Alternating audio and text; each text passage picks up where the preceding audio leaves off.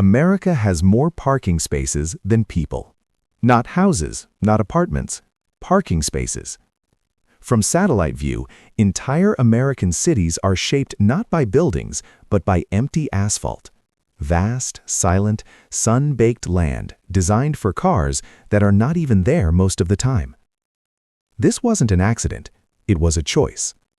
A choice rooted in fear, economics, zoning laws, and a very specific idea of freedom. And once you see it, you'll never look at an American city the same way again. Cities don't happen by accident. Every street, every neighborhood, every mile of infrastructure is the result of decisions made long before we ever lived there. In this channel, we don't chase headlines or quick opinions. We slow down. We look at history, design, and the systems beneath the surface. Because to understand cities, you first have to understand the choices that shaped them. The land of empty space. America is often described as a nation of abundance. Abundant land, abundant resources, abundant opportunity. But nowhere is that abundance more visible than in its cities, not in skyscrapers, but in the spaces between them.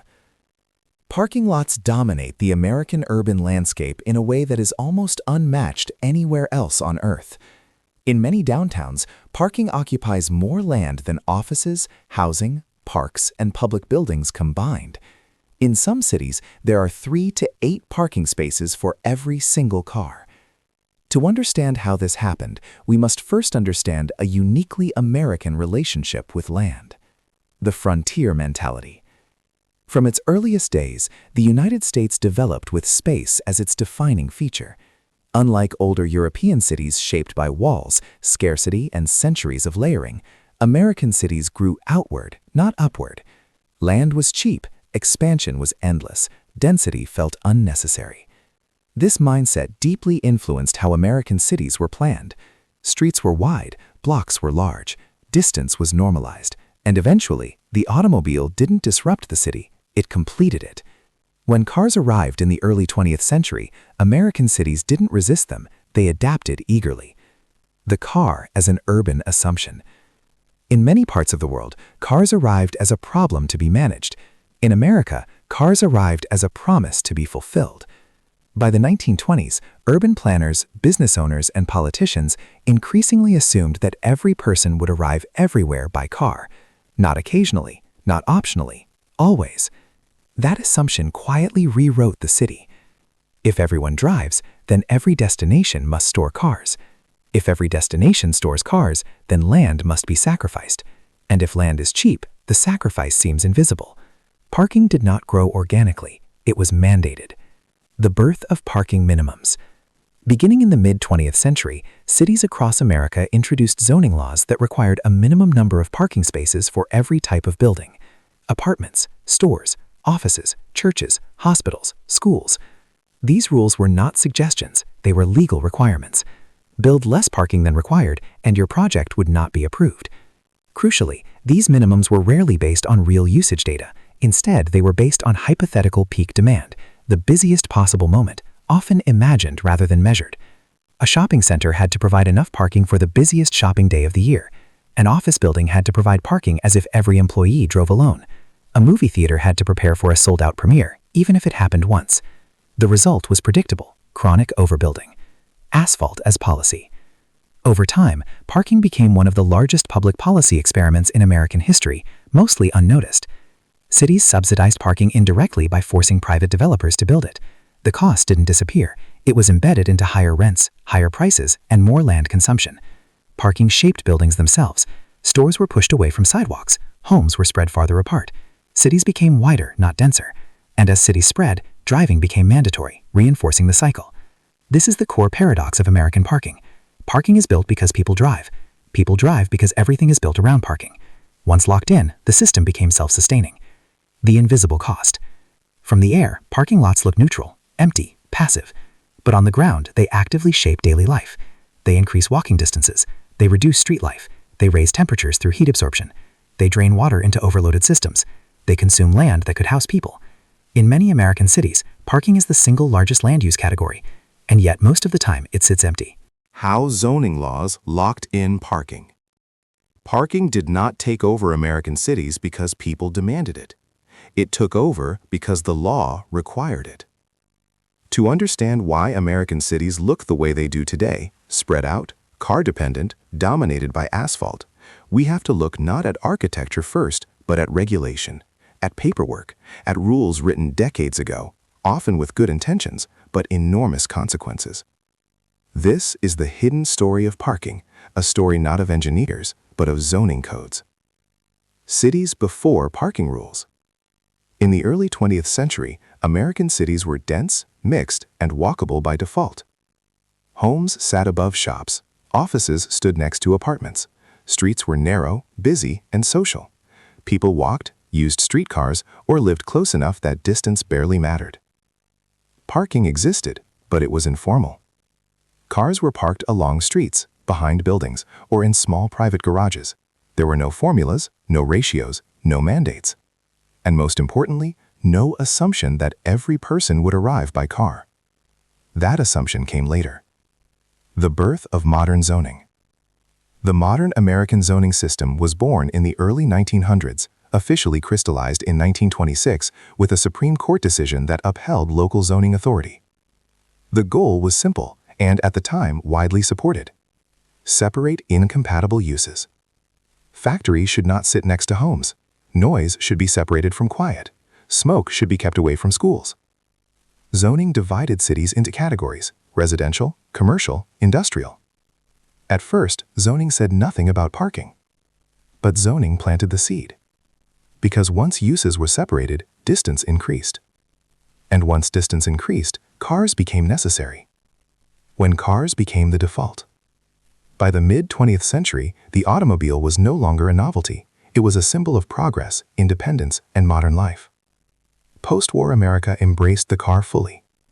Highways expanded, suburbs exploded outward, federal policy subsidized road building on a massive scale, and planners increasingly assumed that driving was not just common, but universal. This assumption quietly entered zoning codes. Cities began asking a new question. If everyone drives here, where will all the cars go? The answer was parking. And soon, parking was no longer optional. Parking minimums, the turning point. Starting in the 1940s and accelerating through the 1950s and 60s, cities across the United States introduced minimum parking requirements. These rules required every new building to provide a specific number of parking spaces based on its use. Not based on location, not based on transit access, not based on real demand, but based on formulas. For example, 1 parking space per apartment bedroom, 5 spaces per 1,000 square feet of retail, 1 space for every 3 restaurant seats. These numbers were often copied from other cities, guessed by consultants, or based on peak suburban demand. Once written into law, they became non-negotiable. A developer could reduce windows, change materials, lower building height, but they could not reduce parking. The illusion of neutrality. Parking minimums were presented as neutral technical rules, just math, just planning. But they were anything but neutral. By forcing parking into every project, zoning laws reshaped cities in 3 fundamental ways. First, they increased land consumption. Second, they raised development costs. Third, they locked in car dependency. And because zoning codes operate quietly, their effects were rarely questioned. Parking as a hidden design driver. Most people think buildings are designed by architects. In reality, in much of America, buildings are designed by zoning codes. Parking requirements often determine the size, shape, and placement of buildings long before aesthetics enter the conversation.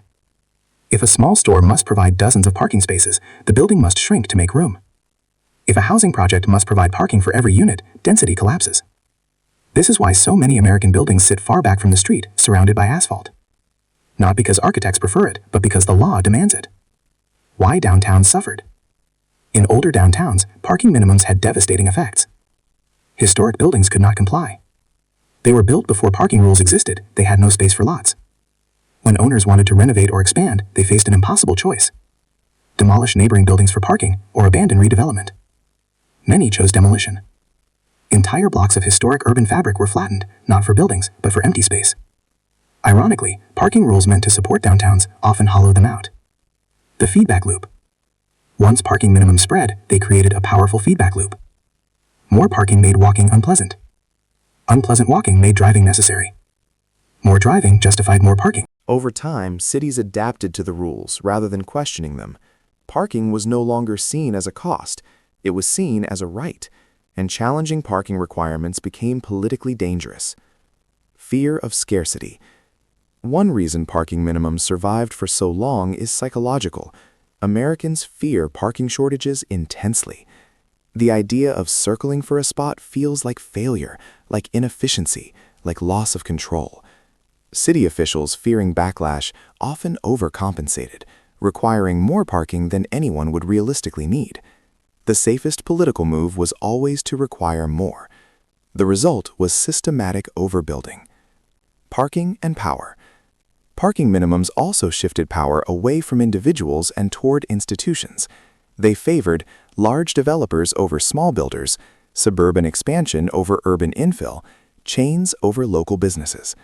Small projects often became financially impossible once parking was added. Large projects could absorb the cost. This subtly reshaped who could build cities and who could not. A rule that outlived its purpose exceeded actual demand by wide margins. But zoning codes are hard to change. They accumulate rules like geological layers.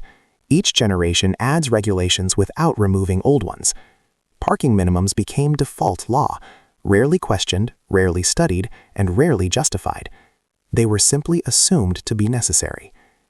The quiet legacy.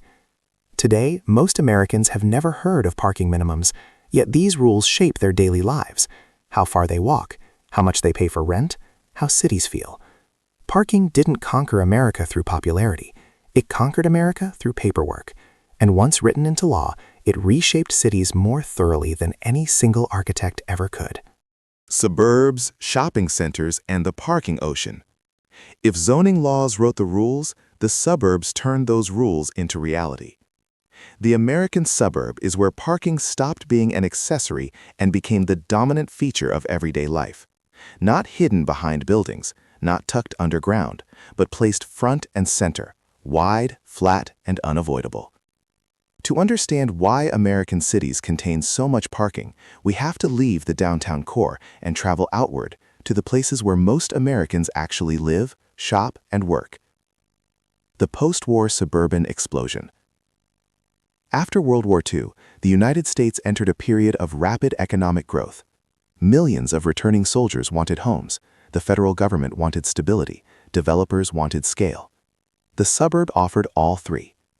Large tracts of land on the urban edge could be developed quickly, cheaply, and efficiently. Roads were built wide, lots were large, zoning separated uses cleanly. Homes over here, jobs over there, shopping somewhere else entirely. Distance was not a problem. Cars solved that. And once distance became normal, parking became essential.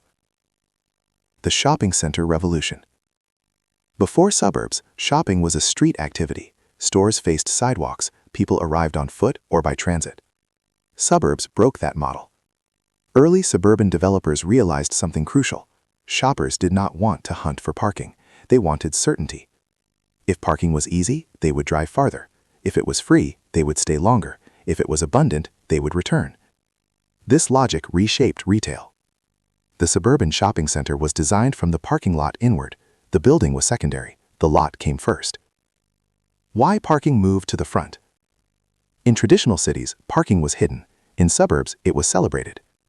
Putting parking in front served multiple purposes. Drivers could see stores easily. Cars could enter and exit quickly. Pedestrians became optional.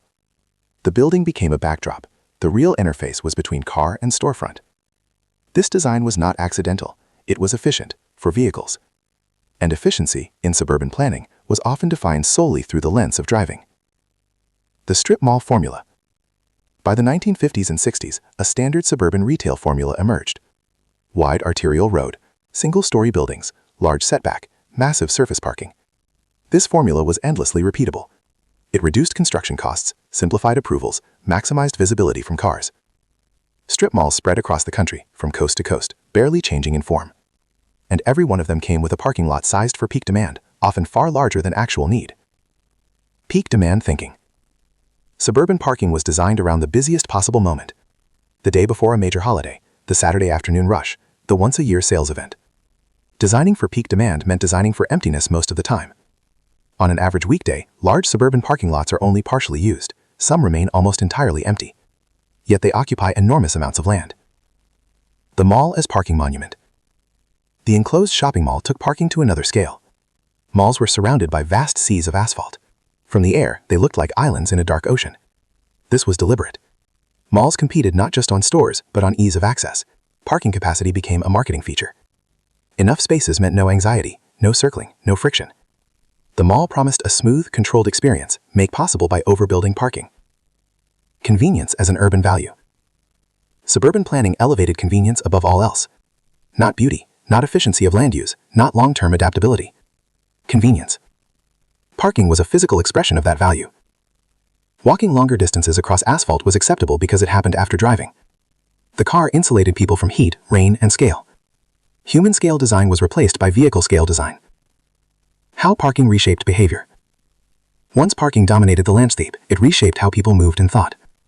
Short trips became drives. Walking felt unsafe or unpleasant. Transit became impractical. Even destinations close together felt far because the environment discouraged walking. Parking didn't just respond to behavior, it created it.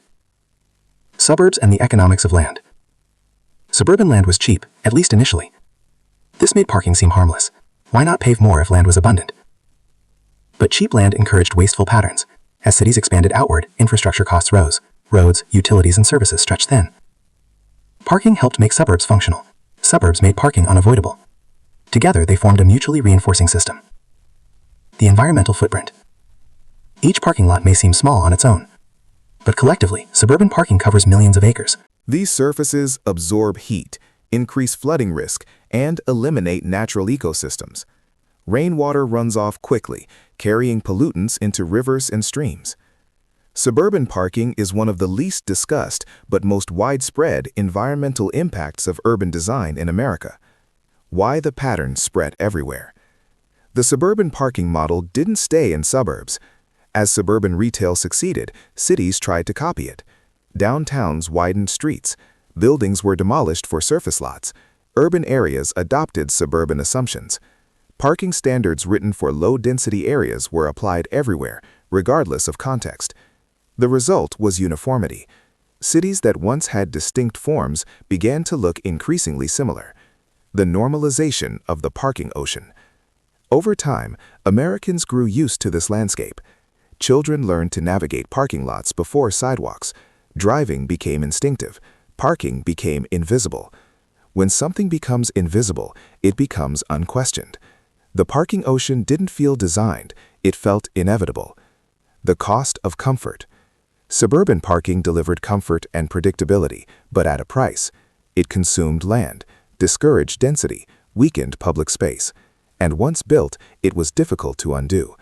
Parking lots are easy to create, but politically and economically hard to remove. They become sunk costs, physically and culturally. Parking as a hidden tax. Parking feels invisible because it rarely comes with a receipt. There is no line item on your rent labeled parking infrastructure, no charge on your grocery bill that says asphalt, no monthly statement for the land beneath your car. And yet, parking is one of the most expensive urban systems America has ever built. Its cost is simply hidden. The myth of free parking. In much of the United States, parking is expected to be free. At the grocery store, at the mall, at work, at home. Free parking feels like a convenience, like a benefit, like something cities provide naturally. But parking is never free. Someone always pays. The only question is who. The true cost of a parking space. Building parking is expensive. A single surface parking space can cost thousands of dollars once land, paving, drainage, lighting, and maintenance are included. Structured parking garages, cost far more, tens of thousands of dollars per space. Underground parking can be even more expensive. These costs do not disappear. They are absorbed, and they are passed on. How parking raises housing costs. Consider an apartment building. If zoning requires 1 or 2 parking spaces per unit, the developer must build them, whether residents want them or not. That cost becomes part of the project budget. Higher budget means higher rent. Even residents who don't own cars pay for parking they don't use. Parking requirements act as a regressive tax, falling hardest on lower-income households, renters, young people, and the elderly. The more parking a building must provide, the fewer homes it can offer, and the more expensive each unit becomes. Parking and the disappearance of small housing. Mandatory parking makes small housing difficult. Micro-units, accessory dwelling units, duplexes, and fourplexes. These housing types struggle to survive when each unit must come with dedicated parking. Land that could house people instead stores vehicles. Parking becomes a gatekeeper, deciding what kind of housing is even possible. Retail prices and the parking surcharge. Parking doesn't just affect housing. Retail pays too. Stores must purchase land, pave it, maintain it, and pay taxes on it. Those costs are embedded into product prices. Every item on a store shelf quietly includes a parking surcharge. Customers who walk, bike, or take transit still pay it. Parking spreads its cost across everyone, regardless of how they travel. The cross-subsidy problem. In theory, drivers should pay for the infrastructure they use. In practice, they rarely do. Non-drivers subsidize drivers constantly, through higher rents, through higher prices, through public spending on roads and lots. This cross-subsidy is so normalized that it often goes unnoticed. Parking feels like a shared good, but it is a private convenience funded collectively. Parking and inequality. Parking requirements deepen inequality in subtle ways. Lower-income neighborhoods often have fewer cars, but still face parking mandates. Public housing projects are often required to provide parking even when residents don't need it. Meanwhile, high-income suburbs receive abundant parking infrastructure that reinforces car ownership and exclusivity. The system favors those who can afford cars and penalizes those who cannot. Opportunity cost. What parking replaces? The most expensive cost of parking is not what it is. It's what it replaces. Every parking lot is land that could be housing, or a park, or a school, or a business. In high-demand areas, parking consumes some of the most valuable land in the city, often in the very places where people most want to live and work. This scarcity drives prices up further. Why developers rarely build less parking? Developers often get blamed for excessive parking, but in most cases they are following the law. Even when minimums are removed, developers remain cautious. Parking has become a financial risk calculation. Banks worry that buildings without parking will be harder to lease. Appraisers assume parking is essential. Market expectations have been shaped by decades of policy. Parking requirements don't just mandate asphalt, they shape financial systems. The political safety of parking. Parking is expensive, inefficient, and underused. So why does it persist? Because charging for parking is politically dangerous. Free parking is popular. Removing it invites backlash. Raising parking costs feels personal in a way that abstract zoning reform does not. So cities often choose the path of least resistance. Build more, hide the cost, and move on. Parking as a silent infrastructure. Unlike highways or rail lines, parking is fragmented. No single agency builds it. No ribbon cutting celebrated. No public debates question it. It grows quietly, space by space, lot by lot. Its invisibility is its strength. The long-term lock-in. Once built, parking is hard to undo. Pavement lasts decades. Garages shape building layouts permanently. Financial models assume parking forever. Even when demand drops, the space remains. Parking becomes a fixed cost, one that cities continue paying long after the original need has passed. Rethinking the price signal. In economics, prices send signals. Free parking sends a powerful one. Driving is cheap. As long as parking appears free, driving will remain dominant. Changing that signal requires political courage and cultural shift. But without it, cities struggle to escape the cycle. Why downtowns died and parking helped. Urban renewal, demolition, and the quiet erasure of cities. Downtowns did not decline overnight. They were dismantled gradually, often block by block, lot by lot, under policies that promised progress but delivered emptiness. Parking played a central role in that transformation, not as the villain alone, but as a silent accomplice. Downtowns before the decline. In the early 20th century, American downtowns were compact, dense, and alive. People lived above shops, offices clustered near transit. Streets were narrow and active. Buildings touched one another, forming continuous walls of activity. Downtown was not a destination, it was where daily life happened. Cars existed, but they did not dominate. The arrival of the automobile. As cars became more common, downtowns faced a challenge. Streets designed for pedestrians and streetcars now carried automobiles. Congestion increased, curb space became contested. Instead of questioning the car, cities adapted to it. The solution seemed obvious at the time: provide more parking. This was framed as support for downtown, not a threat.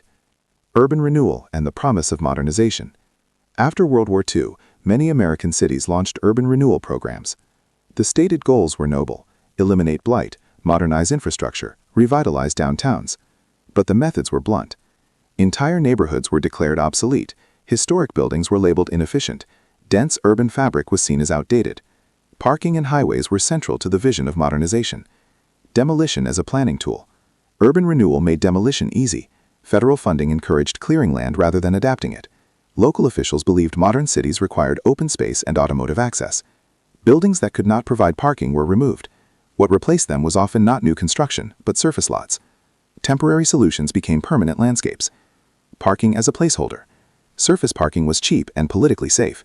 It required no long-term commitment, no tenants, no maintenance beyond basic paving. For cities struggling with disinvestment, parking lots felt practical. They filled gaps, generated modest revenue, reduced perceived congestion, but they drained life from the street. The loss of density. Downtown vitality depends on density. Parking lots erased it. As buildings disappeared, so did residents. As residents left, businesses followed. As businesses closed, parking demand actually declined, but the lots remained. This created a paradox. Downtowns built more parking even as fewer people used it. How parking undermined itself. Parking was meant to save downtowns. Instead, it hollowed them out. Surface lots broke up walkable blocks. Long distances discouraged pedestrians. Empty streets felt unsafe.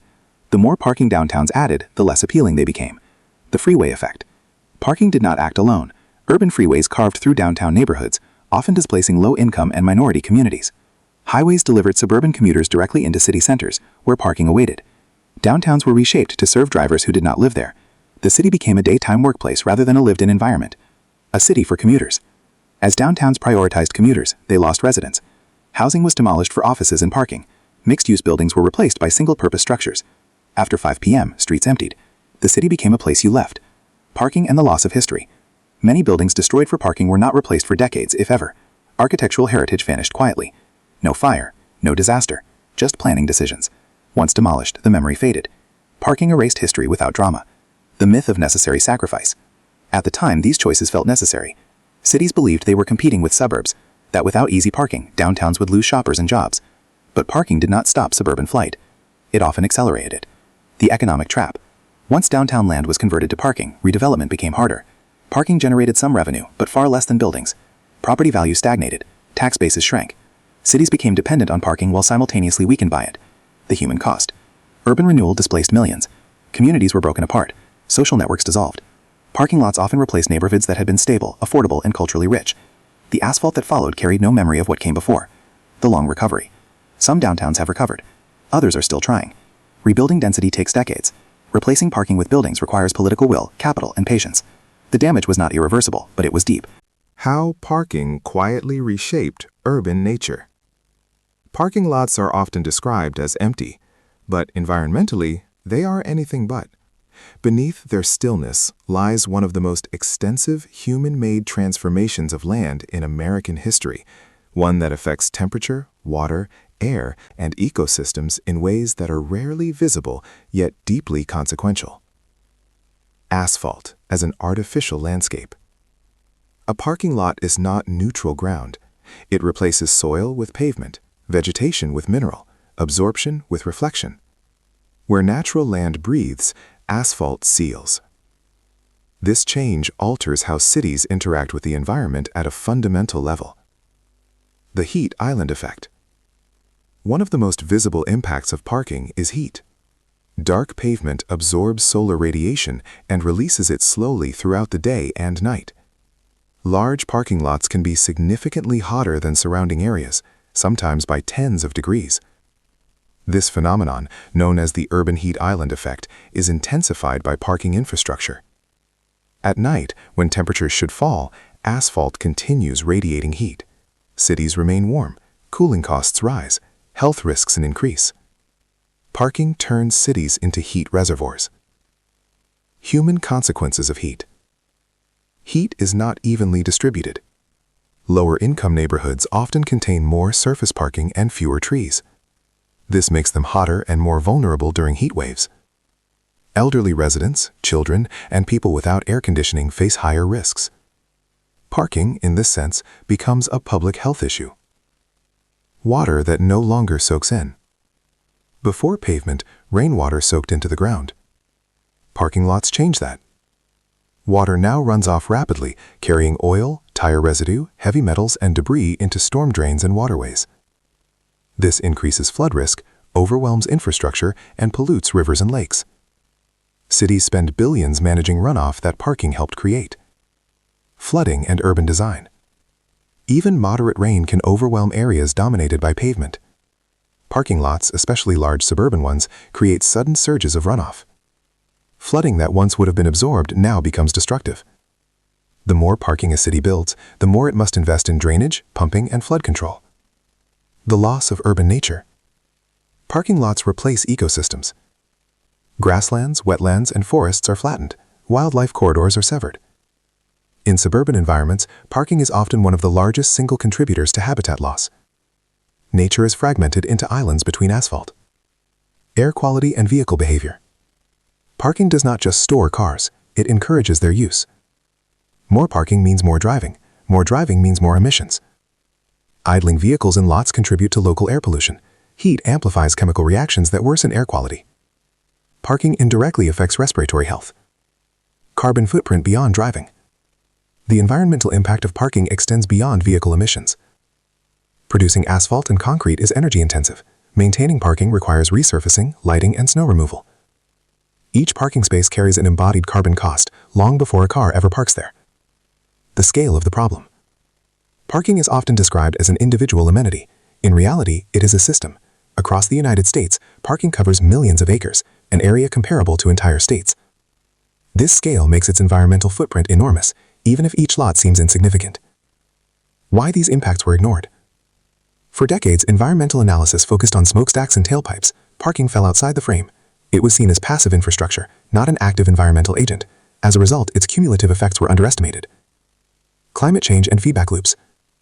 As temperatures rise, cities rely more on air conditioning. That increases energy use, which contributes to climate change.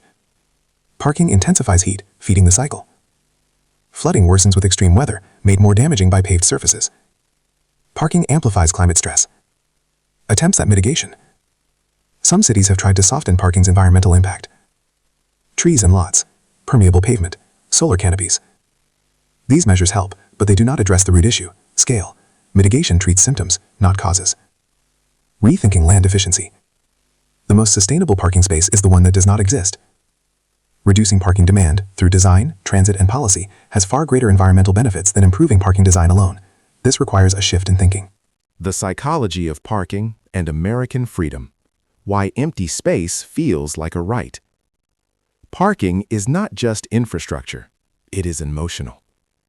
In the United States, few urban issues trigger stronger reactions than the loss of parking. Debates that appear technical quickly become personal. Conversations about curb space ignite anger. Proposals to remove parking provoke resistance that seems disproportionate to the issue itself. To understand why, we have to look beyond planning and into psychology.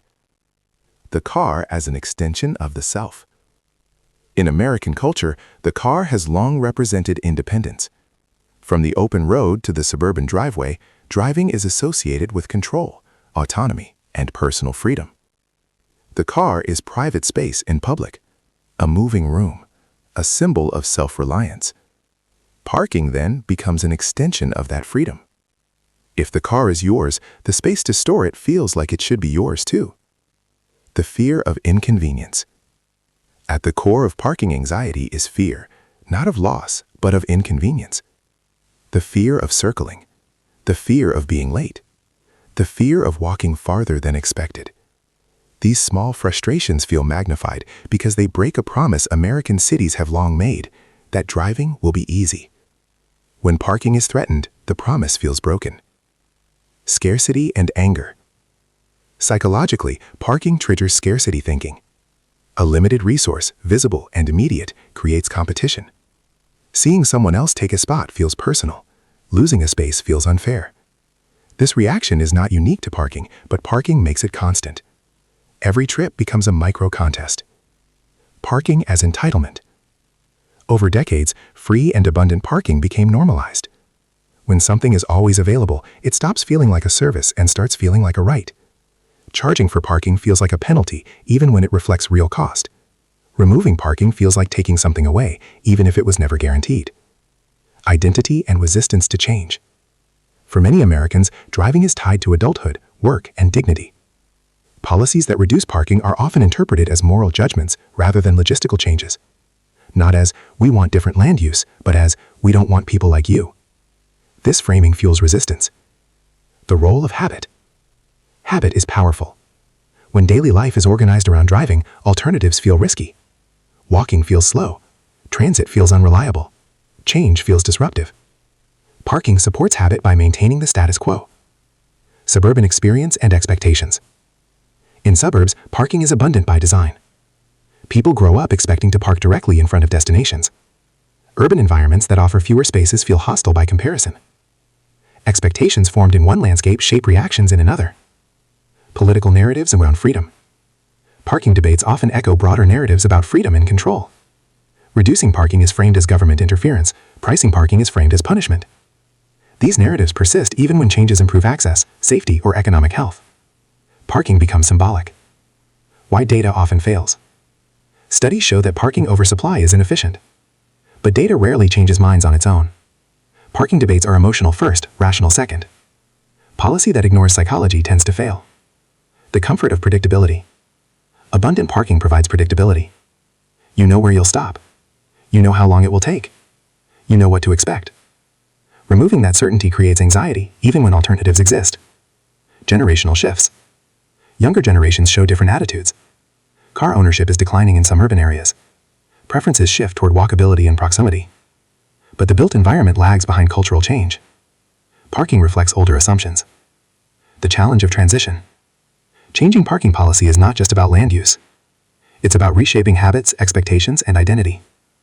Successful change acknowledges loss while offering new forms of freedom. Why public transit struggles. Parking, density, and the geometry of movement. Public transit in the United States is often discussed as a funding problem, or a technology problem, or a political problem. But at its core, it is a geometry problem, and parking plays a central role in shaping that geometry. Transit depends on proximity. Public transit works best when destinations are close together. Density shortens distances. Mixed use concentrates activity. Walking connects the first and last mile. Parking undermines all three.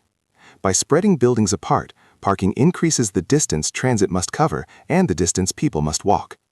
The first mile and last mile barrier. Even the best transit fails if the walk to and from it is unpleasant.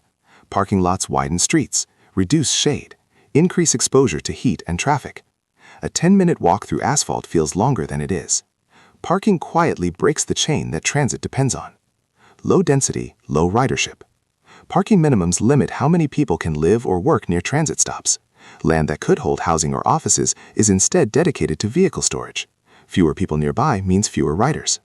Transit agencies struggle not because people dislike transit, but because the environment makes it inconvenient. Park and ride, a compromise that became a crutch. Many American transit systems rely on park and ride lots. Drive to the station, park, take the train. This approach extends reach but reinforces car dependency. Stations become surrounded by parking rather than development. Valuable land is consumed by empty spaces for most of the day. Transit becomes an accessory to driving rather than an alternative to it. Parking around stations. In many cities, zoning near transit stations still requires large amounts of parking. This undermines the very purpose of transit-oriented development. Instead of dense, walkable neighborhoods, stations are often ringed by lots and garages. The opportunity is lost. Bus systems and street design. Buses suffer particularly from parking-heavy environments. Wide roads encourage fast driving. Long blocks reduce stops. Lack of density reduces frequency. Bus stops placed amid parking lots feel unsafe and exposed. The system becomes inefficient, not because buses are ineffective, but because the environment is hostile. The cost spiral. Low ridership leads to reduced service. Reduced service makes transit less attractive. More people drive. More parking is built. The cycle continues. Transit struggles not because it lacks potential, but because it competes against a system designed to favor cars. International comparisons. Cities that succeed with transit limit parking. They cluster development, price curb space, prioritize people over vehicles. The contrast reveals that transit failure is not inevitable, it is designed. The misplaced blame. Transit agencies are often blamed for low ridership, but land use decisions are made elsewhere. Parking policies dictate travel behavior long before transit enters the picture. Rebuilding the geometry.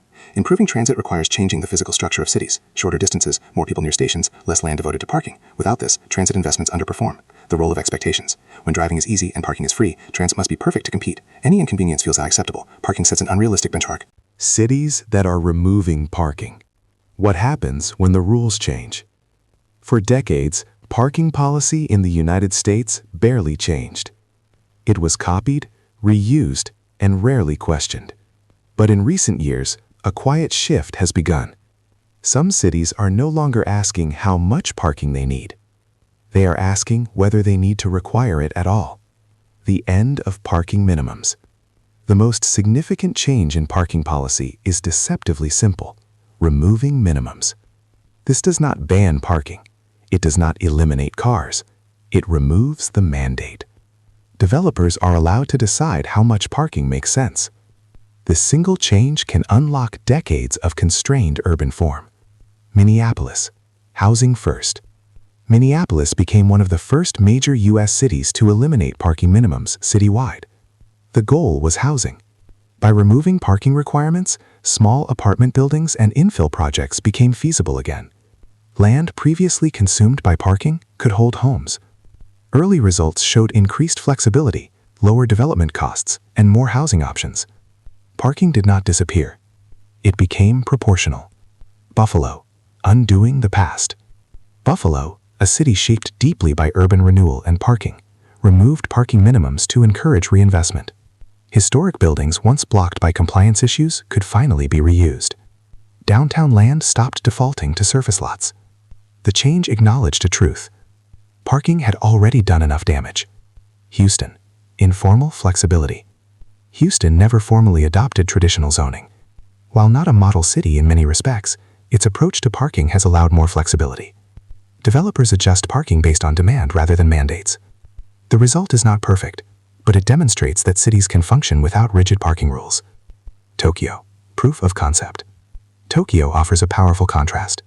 There, parking minimums are rare. Instead, car owners must prove they have a place to park before owning a car. The result is compact development, efficient land use, and extensive transit. Parking exists, but it is managed, priced, and integrated. What happens when parking is reduced? When parking minimums are removed, several things tend to happen. Buildings move closer to the street. Land is used more efficiently. Walking becomes more pleasant. Transit becomes more viable. Importantly, chaos does not follow. Cars do not disappear, but neither do cities. The political reality.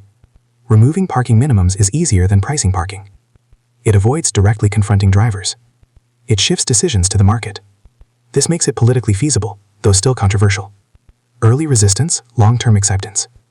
Initial opposition is common, but over time residents adapt. Patterns change gradually. Habits adjust. Expectations shift. The absence of parking mandates becomes normal. Parking reform as climate policy. Cities increasingly frame parking reform as environmental action. Less parking means less pavement, less heat, less runoff. Climate goals and land use reform align. Limits and challenges. Parking reform alone is not enough.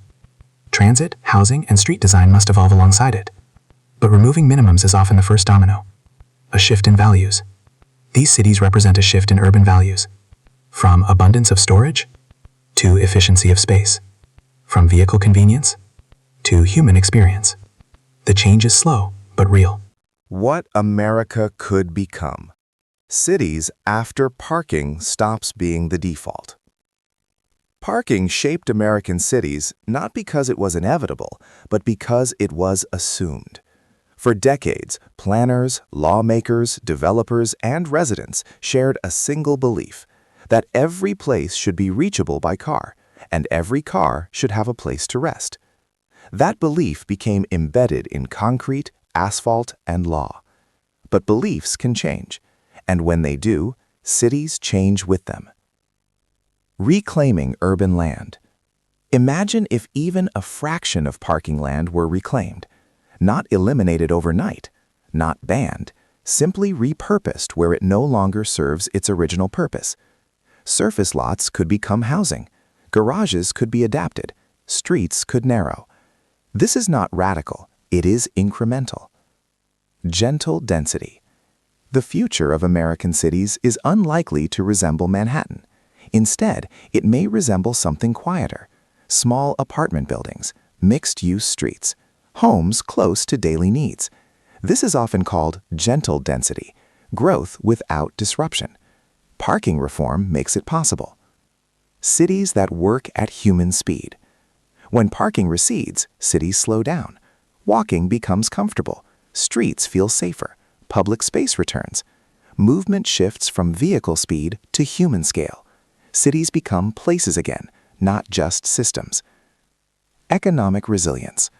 Land used efficiently supports more value. Buildings generate tax revenue. Residents support businesses. Density supports services.